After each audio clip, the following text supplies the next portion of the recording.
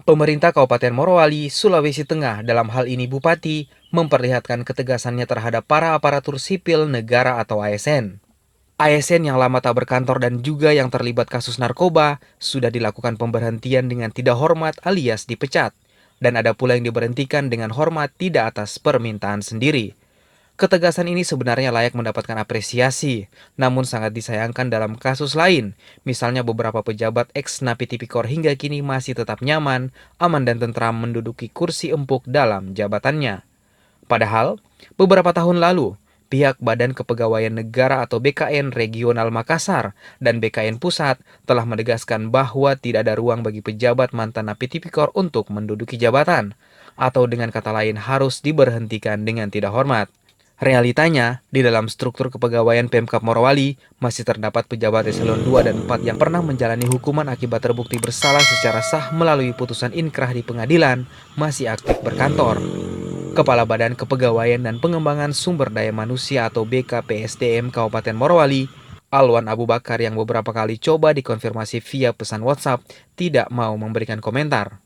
Salah satu ASN yang telah diberhentikan adalah Sri Nirwanti Bahasoan, yang notabene merupakan istri mantan Bupati Morowali II periode Anwar Hafid. Mengenai masalah itu, anggota Komisi 2 DPR RI yang salah satunya membidangi urusan kepegawaian, Anwar Hafid yang dikonfirmasi sangat mengapresiasi sikap Pemkab Morowali, namun tidak boleh ada tebang pilih.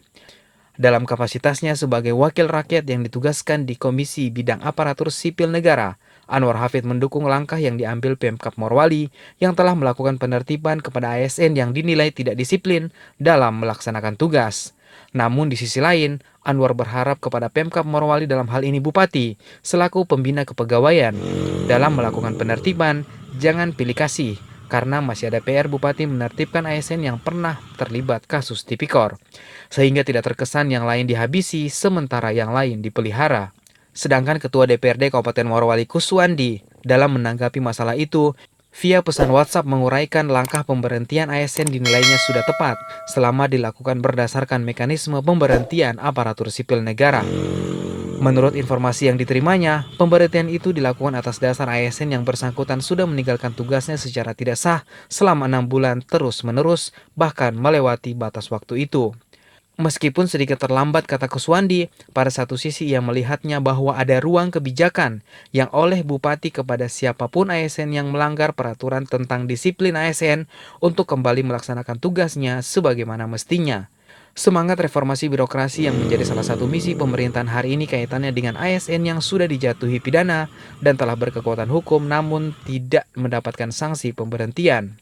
Kuswandi berharap sebaliknya hal ini dijelaskan ke publik sehingga tidak menjadi polemik berkepanjangan.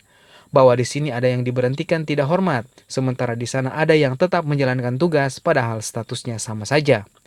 Dikatakan Kuswandi, SK bersama 3 menteri tentang penegakan hukum terhadap ASN yang telah dijatuhi hukuman berdasarkan putusan pengadilan sudah sangat jelas. Soal ada ASN yang tidak dipecat, itulah yang harus dijelaskan ke publik pertimbangan apa sehingga hal tersebut tidak dilakukan.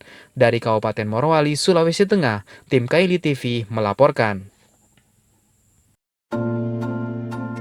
Terima kasih pemirsa Kaili TV yang telah menonton berita-berita seputar Indonesia. Jangan lupa like, subscribe, dan aktifkan notifikasinya.